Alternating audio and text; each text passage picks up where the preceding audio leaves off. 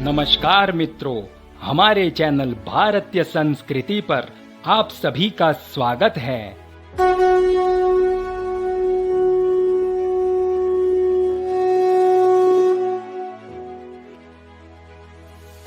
मित्रों, प्राचीन काल से ही हमारा भारत सोने की चिड़िया के नाम से जाना जाता था और इसीलिए समय समय पर भारत में लूट के लिए विदेशी लुटेरों और आक्रांताओं का आक्रमण होता ही रहा। कभी मुगलों का आक्रमण तो कभी तुर्कों का, कहीं ग्रीक साम्राज्य के सिकंदर का आक्रमण तो कभी यवनों का। मित्रों,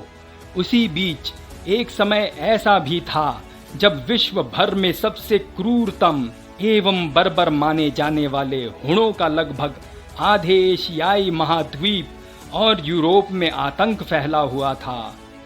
जो कि मूलतः मंगोलिया के कबीलाई लुटेरों का समूह था। उनकी दरिंदगी और ताकत का परिचय हमें केवल इसी बात से मिल जाता है कि हुणों ने ही यूरोप के सबसे शक्तिशाली देश ग्रीक के पूरे साम्राज्य को जड़ समेत मिटा दिया था।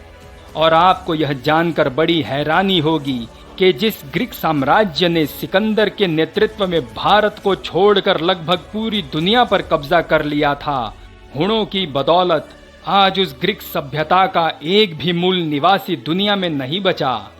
एवं दुनिया के सबसे शक्तिशाली माने जाने वाले देश चीन भी इन हुणों के आक्रमण को रोक पाने में इतना असमर्थ हो गया था कि इसलिए ही चीन के राजा ने अपने देश को उन बर्बर लुटेरों से बचाने के उद्देश्य से उत्तर की पूरी सीमा पर 21,196 किलोमीटर लंबी एक विराट और मजबूत दीवार का निर्माण करा डाला,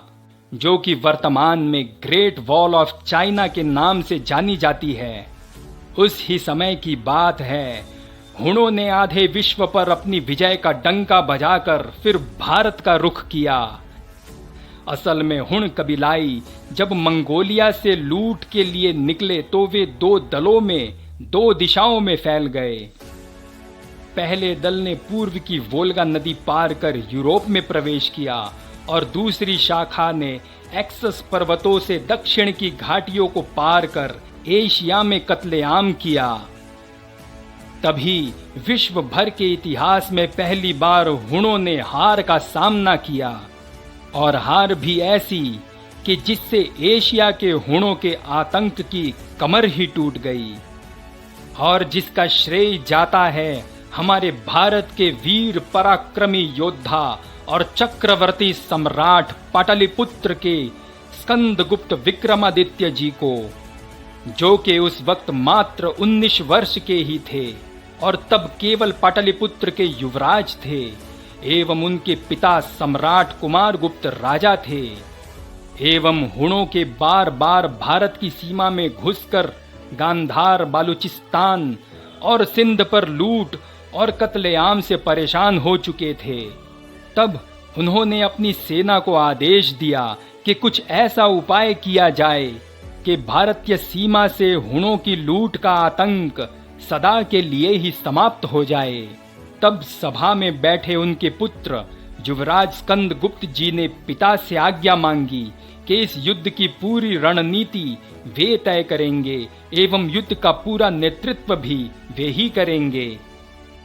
फिर पिता की आज्ञा से एवं पिता को मातृभूमि और प्रजाजन की रक्षा का वचन देकर वीर पराक्रमी योद्धा स्कंदगुप्त जी सेना सहित मध्य प्रदेश से होते हुए गुजरात पहुंचे। एवं गुजरात से सिंध की ओर जाते समय उनका सामना हुण आक्रांताओं से हुआ, जहां उन्होंने हुणों को पूरी तरह से कुचल डाला और स्कंदगुप्त विजयी हुए। एवं इस जीत के बाद ही उनके पिता सम्राट कुमार गुप्त ने स्कंदगुप्त का 2 वर्ष बाद 21 वर्ष की आयु में ही राज्याभिषेक कर दिया और स्कंदगुप्त को विक्रमादित्य की उपाधि मिली एवं वे भारत के चक्रवर्ती सम्राट बन गए। मित्रों, जिस स्थान पर स्कंदगुप्त विक्रमादित्य जी ने हुणों को हराया था, वह स्थान आज भी गुजरात के भुज में हुणहार नाम से जाना जाता है, जिसका अर्थ है जहां हुणों की हार हुई एवं जीत के बाद राजा कुमारगुप्त ने वहां देवी मां का एक मंदिर भी बनवाया जो आज भी मौजूद है, जिसे हुण जेता माता मंदिर नाम से जाना जाता है, जिसका अर्थ है हुणों को जीतने वाला। एवं आज भी गुजरात के उस गांव में शिलालेख और वह विजय स्तंभ मौजूद है जिसे विष्णु स्तंभ कहा जाता है, और शिलालेख पर वीर पराक्रमी योद्धा स्कंदगुप्त जी के जीत का इतिहास लिखा हुआ है कि किस तरह दुनिया में किसी से न डरने वाले हुण लुटेरे अपनी जान बचाकर अलग अलग दिशाओं में भागकर छिप गए थे। स्कंदगुप्त जी की सेना ने लगभग 90% हुणों को मौत के घाट उतारकर साफ कर दिया था, और हुण कहीं भी एक स्थान पर कभी भी निवास नहीं करते थे और केवल 1 से 2 दलों में ही एक साथ एक से दूसरे स्थान पर आक्रमण के लिए जाया करते थे। तो भारत के आक्रमण के वक्त लगभग सभी हुण कबीलाई एक साथ ही थे, तो सभी का एक साथ ही सफाया हो गया। फिर टुकड़ों टुकड़ों में वे ईरान और अरब के आसपास के स्थानों पर छिप गए एवं वहां छोटी बड़ी लूट करके जीवन बिताने लगे। और माना जाता है कि उन्हीं बचे हुए कबीलाई लुटेरों के वंशज आगे जाकर अरब और ईरान के बड़े लुटेरे बन गए, और आगे जाकर उन्होंने इस्लाम धर्म अपना लिया, जिससे उन्हीं के वंशज आगे जाकर इस्लामी आक्रांता और लुटेरे कहलाए। आज हुणों के उस हार का इतिहास भारत से ज्यादा यूरोपीय देशों में और पूरे विश्व भर में पढ़ाया जाता है, परंतु भारत के इतिहास की पुस्तकों में केवल कुछ लाइनों में छोटे में ही केवल जिक्र मात्र ही आता है कि स्कंदगुप्त विक्रमादित्य जी ने हुणों को भारत में घुसने से रोका, और इसके अलावा हुणों पर भारत की उस जीत का पूरा इतिहास नहीं पढ़ाया जाता। इसी पर हमारे भारत के वर्तमान गृह मंत्री माननीय अमित शाह जी ने 2019 में एक मंच संबोधन में कहा था कि आज भारत में जरूरत है कि स्कंदगुप्त विक्रमादित्य जी के इतिहास को स्कूलों में अच्छे से पढ़ाया जाए।